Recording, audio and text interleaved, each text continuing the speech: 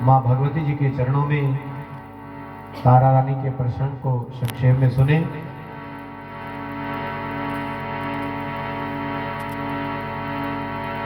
जयंती मंगला काली कपालिनी दुर्गा क्षमा शिवा दात्री स्वाहा स्वधा नमोस्तुते।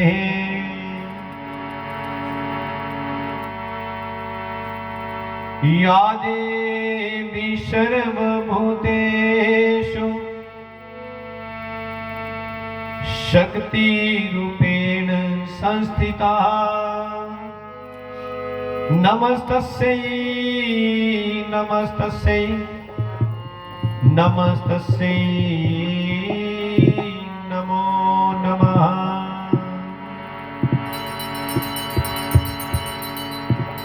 भगवत प्रेमियों,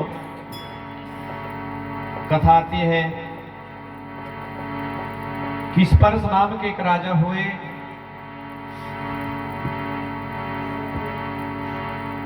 महाराज उनके दो कन्या हुई। जैसे ही दोनों कन्याओं का जन्म हुआ, जो राजा स्पर्श थे उन्होंने अपने पुरोहितों को बुलाया और पुरोहित से कहा, बोले हे ब्राह्मण देवता, हमारी इन कन्याओं के ग्रहों को देखो, इनके ग्रह कैसे हैं। तो महाराज जब ब्राह्मण उनके ग्रहों को देखने लगे तो पुरोहित कहते हैं कि महाराज सुनो, ये जो आपकी बड़ी कन्या है, ये कन्या आपके राज्य के लिए बहुत ही अच्छी है। कभी कभी ऐसा होता है, कोई व्यक्ति हमारे घर के बीच में ऐसा आ जाता है जिसके आने से सुख समृद्धि की प्राप्ति हो जाती है। कोई व्यक्ति हमारे घर में ऐसा आता है जो है भी वो भी चला जाता है। तो ब्राह्मण कहते हैं, सुनो राजन, ये जो आपकी बड़ी कन्या है, इसके आने से तुम्हारे राज्य के बीच में किसी प्रकार की कोई कमी नहीं रहेगी, सुख समृद्धि की प्राप्ति होगी और चारों पदार्थों की आपको प्राप्ति होगी। बोली सच्चे दरबार की। तो महाराज उसी समय राजा बड़ा प्रसन्न हुआ। राजा ने उस ब्राह्मण को खूब इनाम दिया और कुछ समय के पश्चात राजा कहता है, सुनो, ये जो छोटी कन्या है इसके भी ग्रहों को देखो। ब्राह्मण छोटी कन्या के ग्रहों को देखने लगा तो उसी समय ब्राह्मण जो है कहता है, राजन, ये जो छोटी कन्या है इसके ग्रहों को देखकर तो ऐसा लग रहा है कि इसको जल्दी से या तो मार दो या तो अपने राज्य से बाहर निकाल दो। यदि इसको आप अपने राज्य में रखोगे या तो यदि तुम इसको अपने राज्य में रखोगे तो महाराज आपके राज्य का सर्वनाश हो सकता है, आपकी मृत्यु हो सकती है, आपकी सब प्रकार की खुशियां जा सकती हैं, इसलिए इसको अपने राज्य से दूर कर दो। बोलिए सच्चे दरबार की।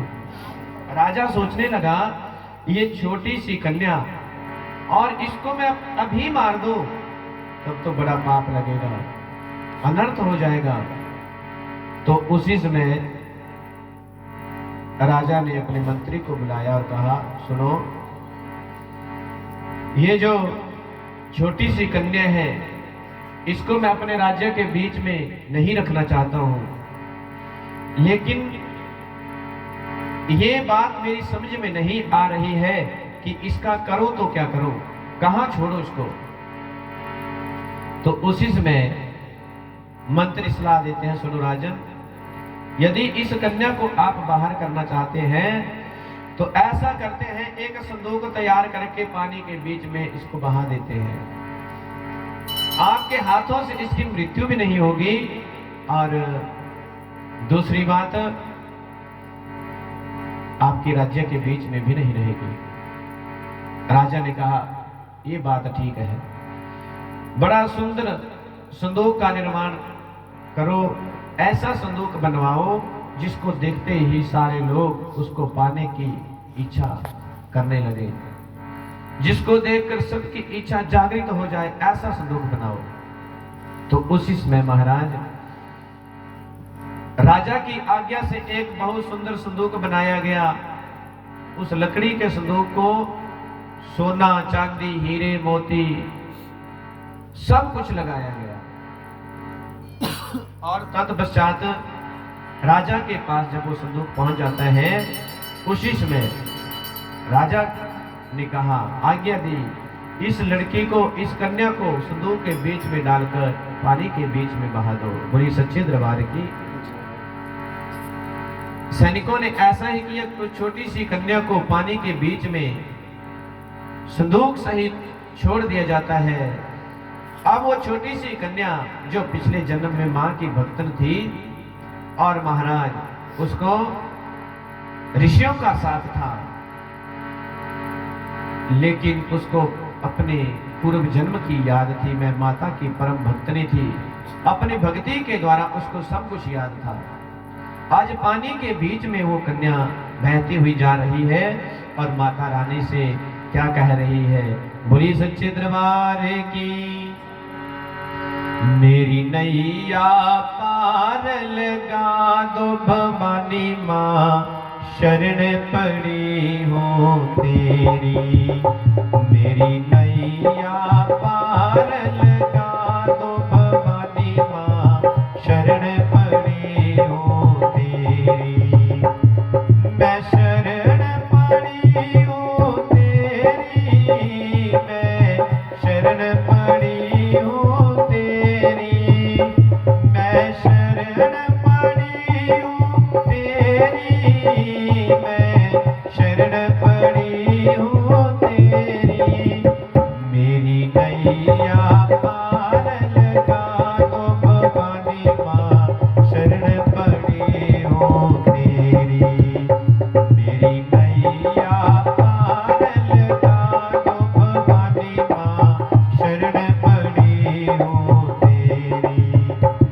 मुझे रोको सो गुन घेरा, मेरे अंदर है अंधेरा। मेरे अंदर है अंधेरा, मेरे अंदर है अंधेरा। मुझे रोको सो गुन घेरा, मेरे अंदर है अंधेरा। मेरे अंदर है अंधेरा। मेरी मन की ज्योति जला दो मैया जी, मैं शरण पड़ी हो तेरी। मेरी नैया पार लगा दो भवानी माँ, शरण पड़ी हो तेरी। भक्तजनों, वो छोटी सी कन्या माता रानी का ध्यान कर रही है, उससे प्रार्थना कर रही है, हे माँ मुझे इस विपत्ति से बाहर निकालो। ऐसा ना हो मैं जल के बीच में डूब जाऊं। मैंने ऐसा कौन सा पाप किया था जिसकी सजा आज मुझे भुगतनी पड़ रही है। तो भक्तजनों, उसी समय जिस ब्राह्मण ने ये बात बताई थी, महाराज उसी ब्राह्मण को ये चाह जाग गई थी कि मैं इस संदूक को प्राप्त करूं। उस संदूक को पाने की इच्छा उसके मन में थी, लेकिन वो पानी के बीच में कूद नहीं रहा था, पानी के बीच में छलांग नहीं लगा रहा था। इसलिए पानी के किनारे किनारे भागता हुआ जब बहुत दूर चला गया तो एक भील वहां पर आता है। बोली सच्चे दरबार की। भक्तजनों, एक भील आता है और उस भील ने, भील कहते हैं जो मछलियां मारने वाले होते हैं, तो उस मछुआरे ने, उस भील ने पूछा, अरे भैया तू क्यों भाग रहा है, क्या बात है। तो उसने कहा, बोले सुनो देखो, पानी के बीच में एक संदूक बहता हुआ जा रहा है, यदि ये संदूक हमारे हाथ आ जाए ना तो पूरी उम्र भर कमाने की कोई जरूरत नहीं रहेगी, किसी भी प्रकार की कोई हमारे जीवन में कमी नहीं आएगी। बोली सच्चे दरबार की। भील ने कहा, बोले बस इतनी सी बात। एकदम से उसने पानी के बीच में छलांग लगाई और संदूक को उसने बाहर निकाल दिया। बोली सच्चे दरबार की। तो भक्तजनों, जैसे ही संदूक को बाहर लाया गया, ब्राह्मण देवता के पास दिया।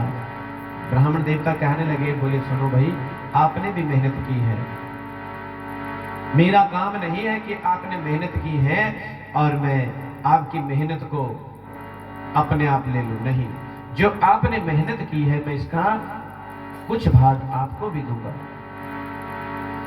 तो उन्होंने क्या किया महाराज,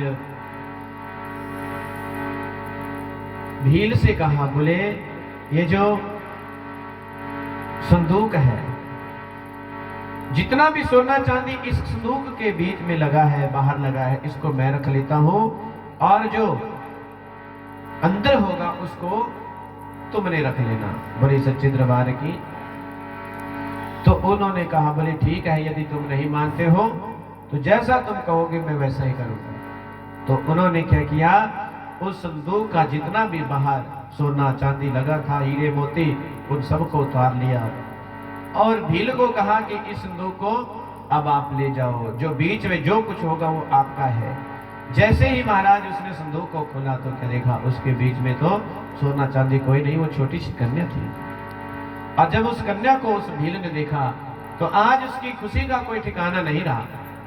आज बहुत प्रसन्न है और प्रसन्नता से आज वो ब्राह्मण देवता के से कह रहा है, सुनो, आज जीवन का मुझे सबसे महत्वपूर्ण धन प्राप्त हो गया है। उसने क्यों कहा, क्योंकि उनके घर में कोई संतान नहीं थी और संतान का सुख क्या होता है ये उनको पता होता है, जिनके संतान नहीं होती है। बोली सच्चे दरबार की। जिनके कोई घर में बच्चा ना हो वो चाहते हैं कि हमारे बच्चा हो जाए।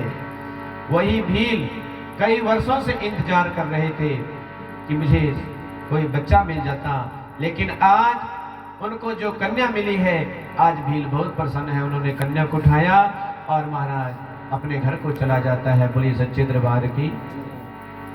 भक्तजनों कहते हैं, अपने घर में जाते ही अपनी पत्नी को आवाज लगाई, सुनो देवी बाहर निकलो, आज हमारे घर में देखो कौन आया है। आज घर के बीच में साक्षात लक्ष्मी आई है, बाहर आओ।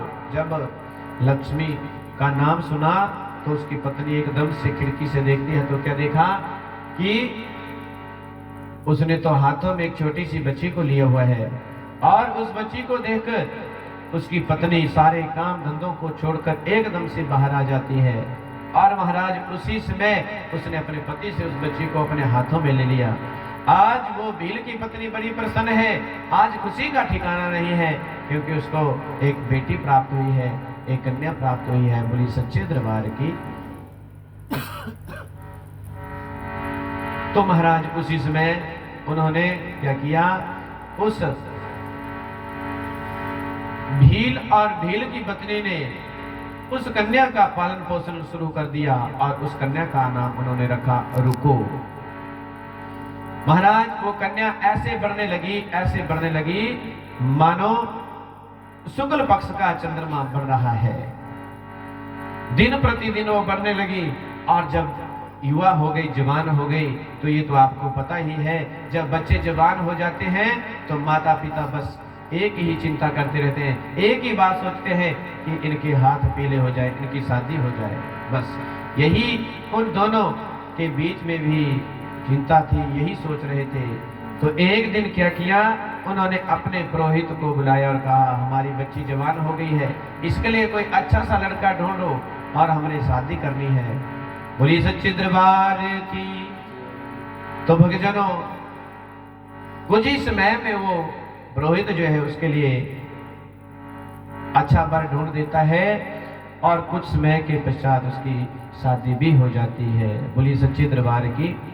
महाराज वो कन्या अपने ससुराल में चली जाती है रुको अपने सास ससुर की सेवा करने लगती है, अपने पति की सेवा करती है। एक दिन क्या हुआ कि रुको ने क्या देखा, जो उसकी सास थी उसका नित्य का ये नियम था, जैसे ये शिव जी का मंदिर है, ऐसे ही उनके नगर के बाहर एक मां भगवती जी का मंदिर था। और भक्त जन जब उस मंदिर के बीच में आरती करते थे तो आरती से पहले उसका नियम था कि सफाई करना, झाड़ू आदि लगाना, कूड़ा करकट उठाना उसकी सासू मां का काम था। और रुको ने जब देखा तो उसके मन में क्या इच्छा जागी कि काश मैं भी मंदिर में जाती, मैं भी माता रानी की सेवा करती। लेकिन सासू मां के आगे उसने कोई बात नहीं कही। अब हुआ क्या कि जब रुको की सास बूढ़ी हो गई, उसकी अवस्था बूढ़ी हो गई, चलने फिरने में असमर्थ हो गई, तो उसी समय उसने अपनी बहुरानी को बुलाया, रुको को बुलाया, सुनो बहुरानी, अब मेरी एक इच्छा है, मैं चलना फिरना अब मेरा बड़ा मुश्किल है, लेकिन मैं आपको कुछ जिम्मेवारी सौंपने जा रही हूं, जिस जिम्मेवारी को तो निभाएगी। रुको ने कहा, बोले माँ जी मैंने क्या करना है, मुझे आज्ञा दो। बोले तो जो सुबह उठकर मैं काम करती हूँ अब काम तू किया करेगी।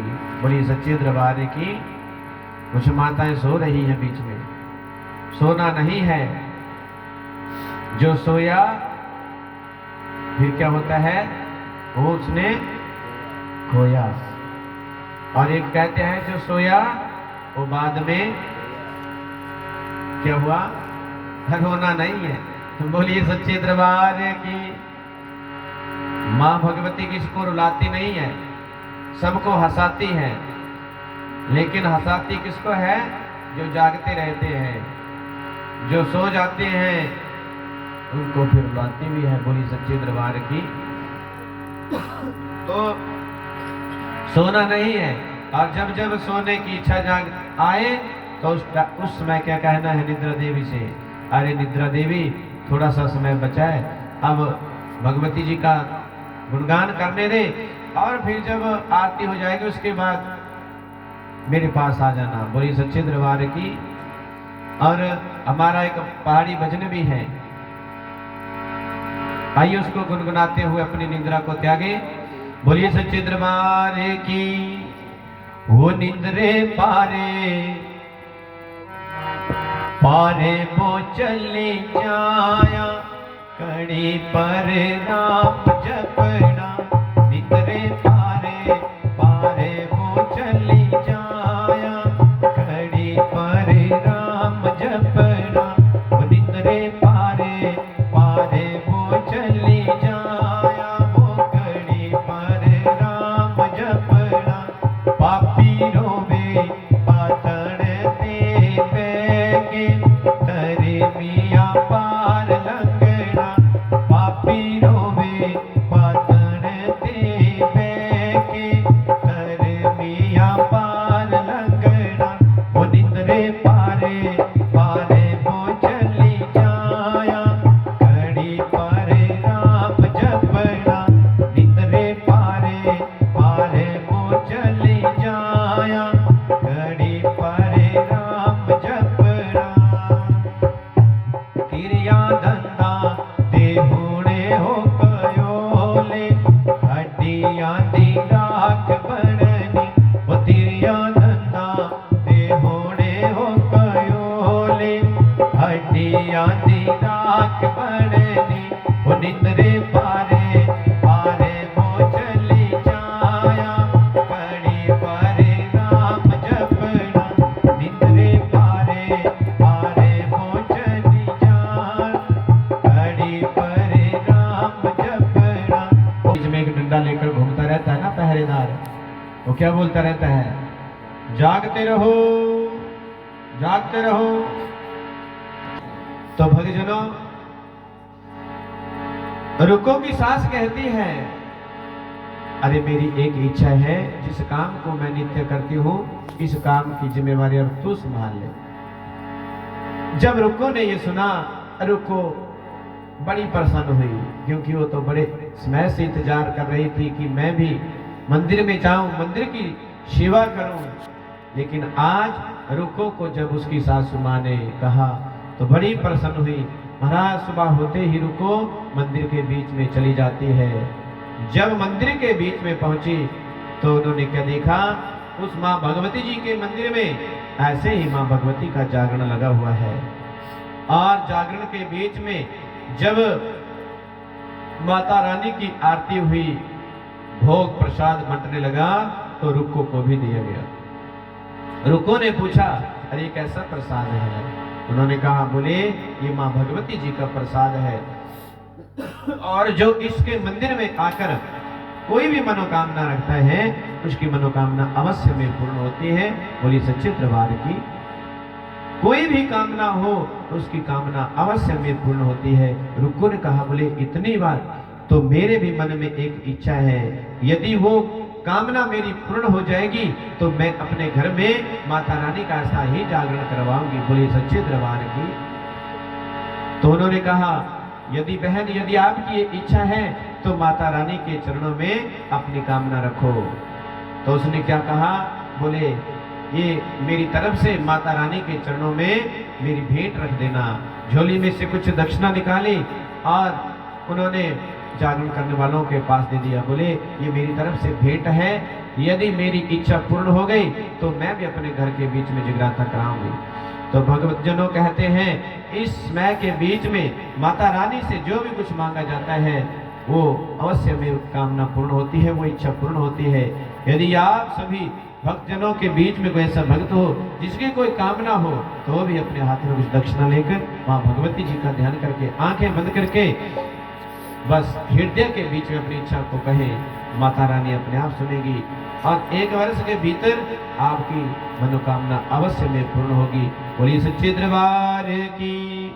क्योंकि कहा है, रुत चोलियां परण दी आई, रुत चोलियां परण दी आई, ओ भैया ने पंडार खुलिया, ओ भैया ने पंडार खुलिया, वो सुन भगता।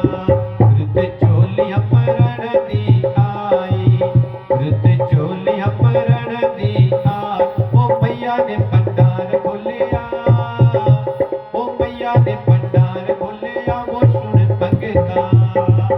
कोई है दयाल मेरी माँ, और दी भगता दयाल मेरी माँ। कोई है दयाल मेरी माँ, और दी भगता दयाल मेरी माँ। और रुत चोलियां परण दी आई, रुत चोलियां परण दी आई, ओ भैया ने पंडार खोलिया, ओ भैया ने पंडार खोलिया, सुन भगता। बोल सच्चे दरबार की।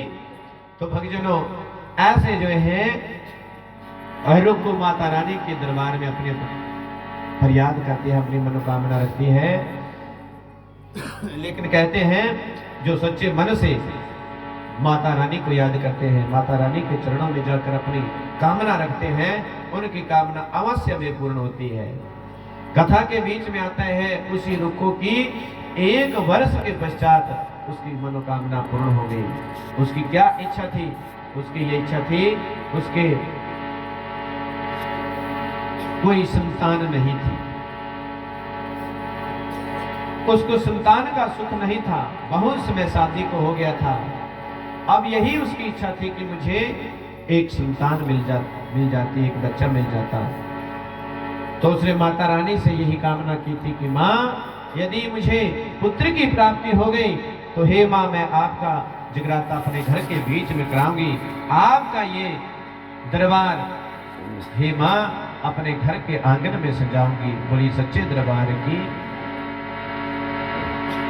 और भक्तजन क्या कहते हैं, किसने सजाया माँ तेरा भवन, हो किसने सजाया माँ तेरा भवन, बड़ा प्यारा लागे मैया जी, बड़ा सोना लागे मैया जी, बड़ा प्यारा लागे मैया जी, बड़ा सोना लागे। वो किसने सजाया किसने सजाया माँ तेरा भवन, बड़ प्यारा लागे मैया जी, बड़ सोना लागे मैया जी, बड़ प्यारा लागे मैया जी, बड़ सोना लागे मैया जी। बोल सच्चे दरबार की। तो भक्तजनों,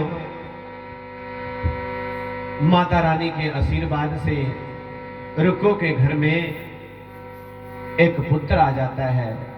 रुको को पुत्र की प्राप्ति हो जाती है। अब कहते हैं जब जीवन के बीच में सुख आता है तो दुनिया वाले अपने दुख के समय को भूल जाते हैं। यदि सुख के बीच में भी उस दुख के समय को याद रखें तो जीवन में कभी दुख आता ही नहीं है। मनुष्य का क्या विचार है, मनुष्य का क्या भाव होता है, जब जीवन में खुशियां आती हैं, सुख आते हैं, तो उसके मन में क्या आता है कि मैं शुरू से ही ऐसा था, शुरू से ही मेरे पास सब कुछ ऐसा था, और यही कारण है कि दोबारा से दुख आ जाता है। रुको को पुत्र की प्राप्ति हो गई, लेकिन उसके प्यार के बीच में इतनी खो गई, वो अपने जो माता रानी के दरबार में उसने कामना की थी वो भूल जाती है। बालक 1 वर्ष का हुआ, 2 वर्ष का हुआ, 3 वर्ष का हो गया, जब 5 वर्ष का हो गया तो उसी समय महाराज बालक जो है बीमार पड़ जाता है। 5वें वर्ष में वो बालक बहुत बीमार पड़ जाता है। इतना बीमार हो गया, इतना बीमार हो गया कि डॉक्टरों के पास दिखाया, हकीमों के पास दिखाया, सबके पास दिखाया, लेकिन वो बालक ठीक नहीं हो रहा था। माता रानी ने सोचा ये बालक ऐसे तो ठीक नहीं होगा, लेकिन मुझे लगता है कि मेरी भक्तन जो है मुझे भूल चुकी है, इसलिए इसको याद दिलानी होगी।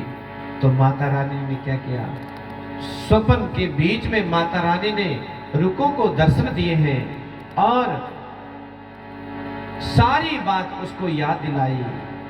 यदि तुम बेटी अपने बेटे को स्वस्थ देखना चाहती हो तो अपने घर के बीच में माता रानी का जगराता कराओ, तब जाकर तुम्हें तुम्हारा बेटा स्वस्थ प्राप्त हो सकता है, अन्यथा ये स्वस्थ नहीं होगा, इसकी मृत्यु भी हो सकती है। जैसे ही माता रानी ने उसको याद दिलाई, एकदम से उसकी आंखें खुल गई, तो देखा मैं तो सो रही थी, लेकिन स्वप्न को उसने नहीं भूला और उसने पक्का विचार कर लिया कि मैं कल ही इस काम को करूंगी। सुबह होते ही मंदिर के बीच में पहुंची और जागरण मंडली वालों से उन्होंने विनती की कि हमारे घर के बीच में आपने जगराता करना है, लेकिन उन्होंने इनकार किया। बोले हम आपके घर में जगराता नहीं कर सकते हैं, हाँ जगराता हम तब करेंगे जब इस नगर की महारानी तारा आपके घर में जगराता करेगी, तब हम आकर आपके घर में जाने करेंगे, ऐसे नहीं आएंगे। आप भील हैं और भीलों के हम जगराता नहीं करते हैं। रुको ने कहा यदि तुम जगराता नहीं करोगे तो महाराज मेरा बालक मर जाएगा, इसलिए तुम्हें करना होगा। उन्होंने उनको दया आई और कहा, बोले बहन यदि तू नहीं मानती है तो हम आपके घर में जगराता करेंगे, लेकिन इस नगर की महारानी तारा भी आपके घर में जगराता करने के लिए आनी चाहिए। बोली सच्चे दरबार की। उसी समय तारा के पास रुको चली जाती है। पिछले जन्म की तारा को पूरी याद है और इस जन्म की पूरी याद है कि ये तो मेरी बहन है जो पानी के बीच में बहा दी थी। महाराज उस रुको को तारा ने पूछा, बोले बहन बताओ किस कारण से आना हुआ। बोले मेरा बालक बहुत बीमार है और वो तभी ठीक होगा जब मैं अपने घर में माता रानी का जगराता कराऊंगी, लेकिन इस जगराते को करने के लिए कोई तैयार नहीं हो रहा है। मुझे पता चला है कि तू भी माता रानी का जगराता करती है, इसलिए मैं तुझे निमंत्रण देने के लिए आई हूँ, तू भी हमारे घर में आकर जगराता कर। तारा ने कहा, बोले बहन यदि मेरे आने से तुम्हारा बालक ठीक हो जाता है तो मैं जरूर तुम्हारे घर में आऊंगी और माता रानी का जगराता करूंगी। बोली सच्चे दरबार की। तो भक्तजनों,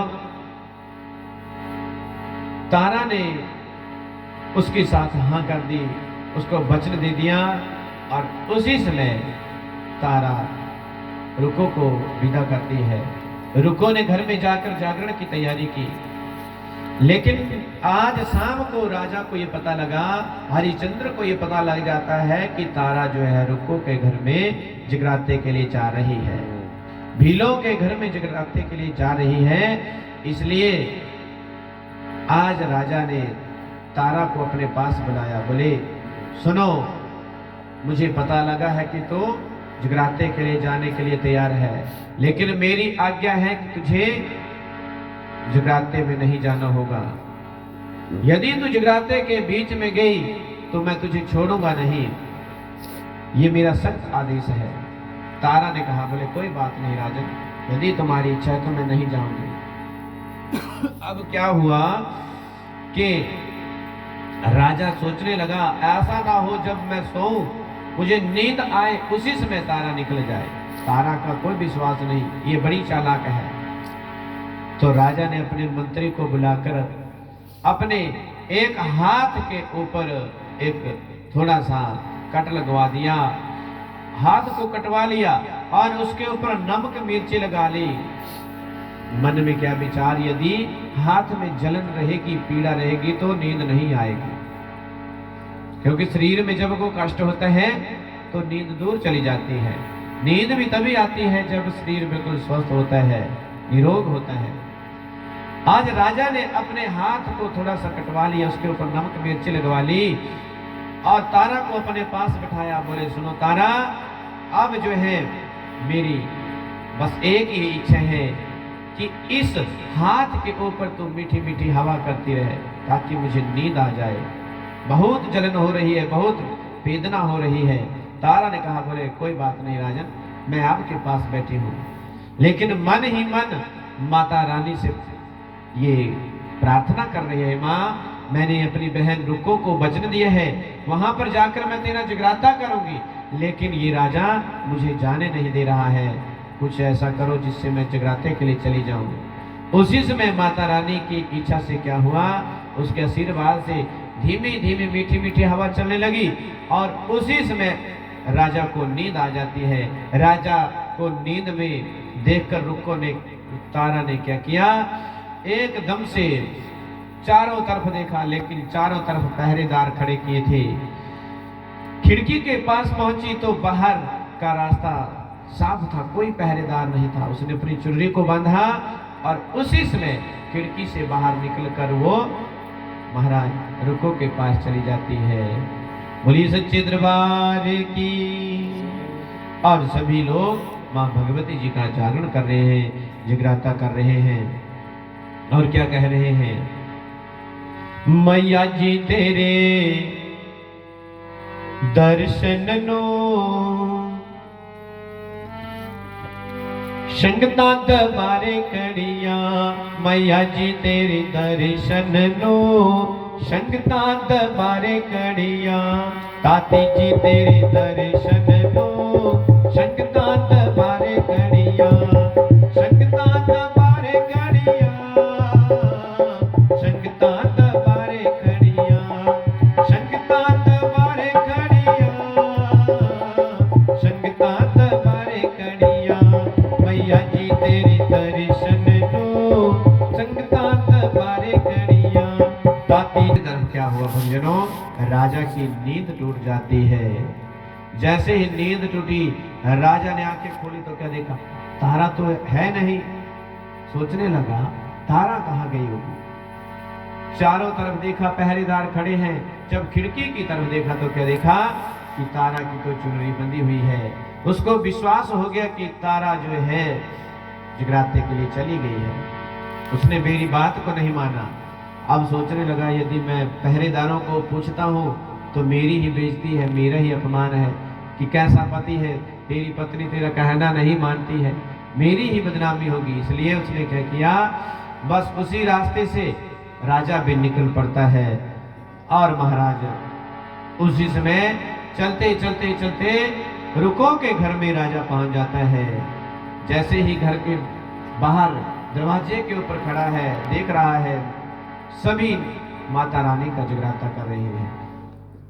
उसी समय तारा कहती है, सुनो भाई जल्दी जल्दी करो, ऐसा ना हो राजा जाग जाए तो बड़ी मुश्किल हो जाएगी, जल्दी से मुझे प्रसाद दो और मैं वापिस जाऊं। महाराज तारा को उन्होंने प्रसाद दिया और जैसे जाने लगी उसी समय राजा ने बाहर जैसे कदम रखा, एकदम से बाजू से उसको पकड़ लिया। अरे तारा, मैंने तुम्हें मना किया था, तू फिर भी इस जगराते के बीच में पहुंच गई। तारा ने कहा, बोले क्या करूं स्वामी, मुझे माता रानी से इतनी प्रीति है कि जब मैं माता रानी का कोई काम करती हूं तो मुझे किसी की बात नहीं सुनाई देती। माता रानी के काम में मैं किसी की बात को नहीं मानती हूं, इसलिए अब क्या करूं, आ तो गई। अब राजा ने कहा, बोले तो इसका तुझे दंड भोगना पड़ेगा। बोले कोई बात नहीं राजन, यदि तुमने मुझे दंड देना है तो दे देना, मैं हंसते हंसते सहन कर लूंगा। उसी समय भक्तजनों क्या हुआ, राजा के मन में क्या विचार जागने लगा। बोले जिस माता के लिए इस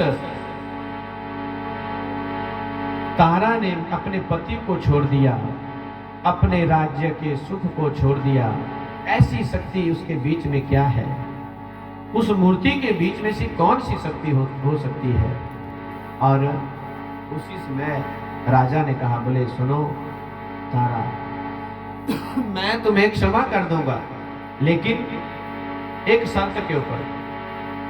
तारा ने पूछा क्या शर्त है। बोले मेरी शर्त ये है, तुम्हें अपनी माता की शक्ति को दिखाना होगा, तुम्हारी माता के भीतर कितनी शक्ति है ये मैं देखना चाहता हूं। तारा ने कहा, बोले राजन ये तो बहुत छोटी सी बात है, यदि तुमने मेरी माता की शक्ति को देखना है तो मैं माता रानी से प्रार्थना करूंगी, लेकिन तुम्हें एक काम करना होगा। क्या? अपने घर के बीच में एक यज्ञ करना होगा और उस यज्ञ के बीच में जो आपको इस राज्य के बीच में सबसे प्यारा है उसकी बलि देनी होगी। यदि तुमने ये काम कर दिया तो तुम्हें मेरी माता रानी की शक्ति का पता लग जाएगा, अपनी आंखों से तुम मेरी माता की शक्ति को देखोगे।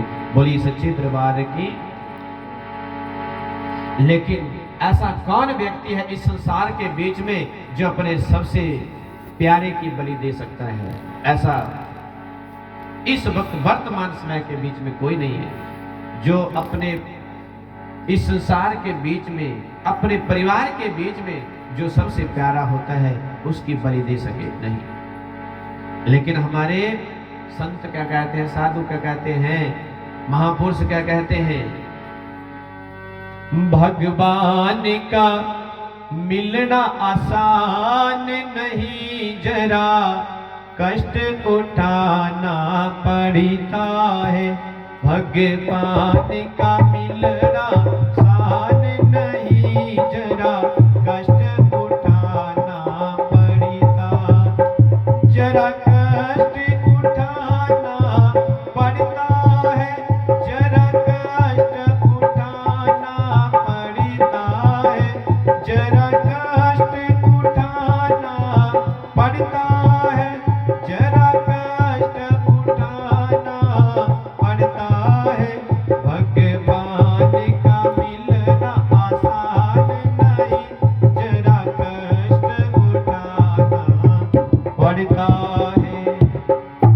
कष्ट तो उठाना पड़ता है, ऐसे भगवान नहीं मिलते हैं, ऐसे ईश्वर की प्राप्ति नहीं होती है, ऐसे माँ भगवती जी की कृपा नहीं होती है, कष्ट उठाना पड़ता है। आज राजा ने ये विचार बना लिया, चाहे जो मर्जी हो जाए लेकिन मैं इसकी शक्ति को अवश्य में देखूंगा। और उसी समय राजा ने कहा, बोले ठीक है तारा, यदि तू चाहती है तो मैं अवश्य में इस काम को करूंगा। आज राजा ने अपनी तलवार को उठाया और महाराज वहां से चल पड़ा। बोलिए सच्चे दरबार की। भक्तजनों, जब राजा ने अब सोचा कि मैं किसकी बलि दूं, किसको मारूं। अब याद आई कि जिस घोड़े के ऊपर मैं नित्य शिकार करता हूं, जो हर समय मेरे साथ रहता है, नीला घोड़ा, उसकी बलि दे देता हूं, क्योंकि वो मुझे बहुत प्यारा है। घुड़शाला के बीच में राजा पहुंचता है और घुड़शाला के बीच में जाकर उसने अपने घोड़े को आवाज लगाई। घोड़े ने घास छोड़ दी और घास छोड़कर राजा के पास खड़ा हो जाता है। जैसे घोड़ा उसके पास आया तो घोड़ा जो है राजा की तरफ देख रहा है और राजा घोड़े की तरफ देख रहा है। लेकिन राजा को ये वचन याद आ गया कि मैंने तारा को वचन दिया है। उसी समय उसने अपनी तलवार को उठाया और घोड़े की गर्दन को अलग कर दिया। बोली सच्चे दरबार की। महाराज कटे हुए घोड़े को तारा के पास पहुंचाया गया। बोले लो तारा, जो तू चाहती थी मैंने आपको दे दिया, अब जल्दी से अपनी माता की शक्ति को बताओ। तारा ने कहा, बोले नहीं महाराज, ये तो आपने असली काम नहीं किया है।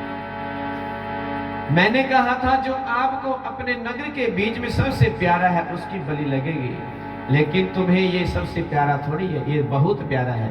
बहुत और सबसे में फर्क होता है। सच बताना राजन, जो तुम्हारा पुत्र है रोहितास, वो तुम्हें प्यारा नहीं है। उसी समय तारा ने जब ये पूछा, राजा कहता है, बोले तारा सुन, तो ये बता इस संसार के बीच में ऐसे कौन माता पिता हैं जिनको अपने बच्चे प्यारे नहीं होते हैं? चाहे कैसे भी हैं उनको प्यारे होते हैं। तो तारा कहते हैं, राजन यही तो मैं भी कहना चाहती हूँ कि तुम यदि मेरी माता की शक्ति को देखना चाहते हो तो इन्हीं अपने हाथों से तुम्हें अपने पुत्र को काटना होगा, उसकी बलि देनी होगी। बोली सच्चे दरबार की। तो भक्तजनों, उसी समय राजा ने कहा, बोले सुनो तारा, जिस काम को करने के लिए मैं जा रहा हूं, ये काम इतना आसान नहीं है, लेकिन फिर भी मैं राजा हूं और मैंने आपको वचन दिया है, इसलिए ध्यान रखना, यदि तुमने अपनी माता की शक्ति को नहीं दिखाया तो जीवित मैं तुम्हें भी नहीं छोड़ूंगा। घोड़े को मैंने काट दिया है, पुत्र को भी मैं बलि के ऊपर चढ़ा दूंगा, उसको भी काट दूंगा, लेकिन यदि शक्ति का पता नहीं लगा तो जिंदा मैं तुझे भी नहीं छोड़ूंगा। और उसी समय राजा ने क्या किया, अपनी तलवार को उठाया और रोहितास के कमरे में पहुंच जाता है। रोहितास के कमरे में पहुंचा और पहुंचकर आवाज लगाई। उसी समय महाराज राजा के पास रोहितास पहुंच जाता है और रोहितास अपने पिता के चरणों में गिरा, प्रणाम किया, पूछने लगा, बोले पिताजी आप मेरे पास क्यों आए? एक संदेश भेजा होता मैं आपके पास आ जाता। राजा ने कहा, बोले आज मैंने तुम्हारी माता को वचन दिया है, आज मैं तुम्हें मारने के लिए आया हूं, इसलिए मैं तुम्हें संदेश नहीं दे सकता था। रोहितास ने कहा, बोले यदि तुमने वचन दिया है तो जल्दी करो ताकि तुम्हारा वचन पूरा हो सके। बोली सच्चे दरबार की। इस संसार के बीच में ऐसे ऐसे बचे हुए ऐसे ऐसी कथाएं हैं महाराज, जो बच्चे अपने माता पिता के वचन को पूरा करने के लिए अपनी गर्दन को चरणों में डाल देते हैं। आज रोहितास ने कहा, बोले पिताजी लो जल्दी करो, देर मत करो, तुम्हारा वचन जल्दी से पूरा होना चाहिए। राजा ना चाहते हुए भी अपनी तलवार से उसकी गर्दन को धड़ से अलग कर देता है। बोली सच्चे दरबार की। और उस कटे हुए रोहितास के शरीर को जब तारा के पास पहुंचाया तो तारा ने कहा, बोले सुनो राजन, अब जो है अब देखना मेरी माता के बीच में कितनी शक्ति है। अब देखना राजन, मेरी माता के बीच में कितनी शक्ति है, ये मैं अब आपको बताऊंगी, ये दिखाऊंगी। उसी समय राजा वहां से चला गया। तारा ने उन घोड़े के मांस को पकाया, अपने पुत्र के मांस को पकाया, और जब पककर तैयार हो गया तो 2 थालियों के बीच में सजा दिया। बोले सुनो राजन, मांस पककर तैयार हो गया है, माता रानी का भोग तैयार है, ऐसा करो एक थाली उठाओ और जहां पर आपने घोड़े को काटा था वहां पर भोग लगाओ। उसी समय महाराज राजा कहता है, अरे तारा, मैं तो अपने पुत्र के वियोग में, अपने घोड़े के वियोग में पागल हो सकता हूं, लेकिन तू बता, तुझे कौन सा वियोग लगा है? मुझे लग रहा है तू भी पागल हो गई है। क्या कहती है कि जिस घोड़े को मैंने अपने हाथों से काटा है उसको इसका भोग लगाओ। वो कैसे खाएगा जब मैंने उसको मार दिया है? तारा कहती है, बोले राजन, एक बार लेकर तो जाओ, फिर तुम्हें पता लगेगा कि वो मरा हुआ है कि जिंदा है। बोली सच्ची दरबार की। उसी समय भक्तजनों, राजा ने थाली को उठाया और जहां पर उस घोड़े को काटा था वहां पर क्या देखता है कि वो नीला घोड़ा पुनः दोबारा से घास चर रहा है। बोली सच्ची दरबार की। और जब उस थाली में से पर्दा हटाया तो क्या देखा? उस थाली के बीच में मांस नहीं है बल्कि चने बने हुए हैं। बोली सच्चे दरबार की। तो भक्तजनों, राजा के मन में बहुत प्रसन्नता हुई। कुछ समय के पश्चात राजा वापिस आता है, तारा से कहता है, सुनो तारा, घोड़ा तो मेरा जीवित हो गया है, लेकिन यदि मेरा पुत्र दोबारा से जीवित हो गया तो मैं समझूंगा कि तुम्हारी माता के बीच में कोई शक्ति है। उस इसमें तारा ने कहा, बोले सुनो, यदि तुम अपने पुत्र को जीवित देखना चाहते हो तो ये दूसरी थाली उठाओ और जहां पर तुमने अपने पुत्र को काटा था वहीं वापिस जाओ। इस बार राजा ने कोई प्रश्न नहीं किया, थाली को उठाया और वहां पर पहुंच जाता है। वहां पर पहुंचकर क्या देखा कि वो रोहितास, जिस बालक को उसने अपने हाथों से काटा था, वही बालक अपने मित्रों के साथ खेल रहा है। बोली सच्ची दरबार की। तो भक्तजनों, जैसे ही उसने थाली से पर्दा हटाया तो क्या देखा? उस थाली के बीच में मांस नहीं बल्कि हलवा बना हुआ है। और जब उस हलवे को देखा, उस अपने बालक को जिंदा देखा तो बड़ा प्रसन्न हुआ और तारा के पास आ गया। बोले तारा, मैं समझ गया हूं, ये सब शक्ति तुम्हारी माता की ही है। ये जो कार्य किए हैं ये सब तुम्हारी माता ने ही किए हैं। और आज राजा जो है प्रसन्न है और तारा को उसने क्षमा किया है। बोली सच्चे दरबार की। तो भक्तजनों, जब राजा का पुत्र जीवित हो गया, उनका नीला घोड़ा जीवित हो गया, तो उनके मांस से हलवा और चने का प्रसाद बना। भक्तजनों, फिर राजा कहता है कि हे तारा, मैं तुम्हारी माता की शक्ति को जान गया हूं, लेकिन अब एक बार मैं उसके दर्शन करना चाहता हूं, साक्षात उसके दर्शन करना चाहता हूं। यदि उसके दर्शन हो जाए तो मेरा जीवन धन्य हो जाए।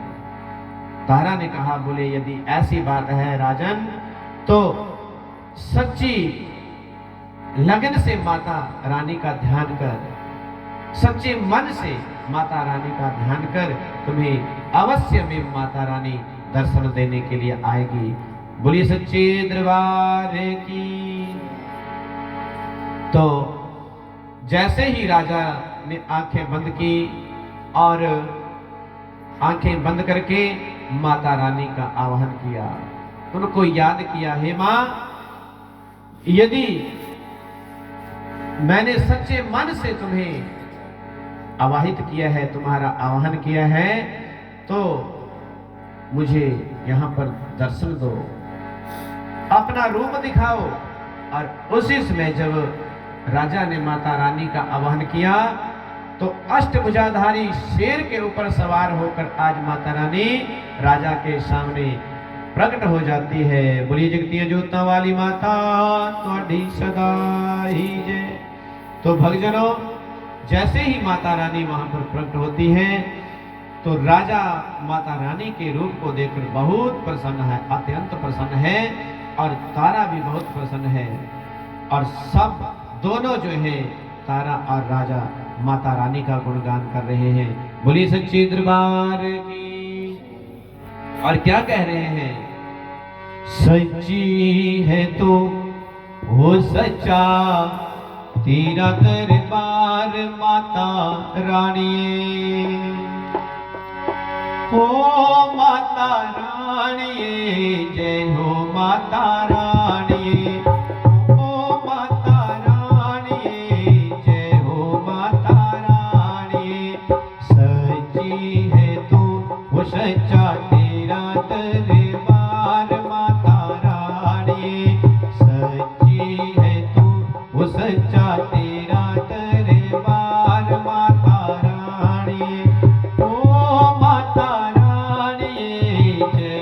माता रानी, हो माता रानी, जय हो माता रानी।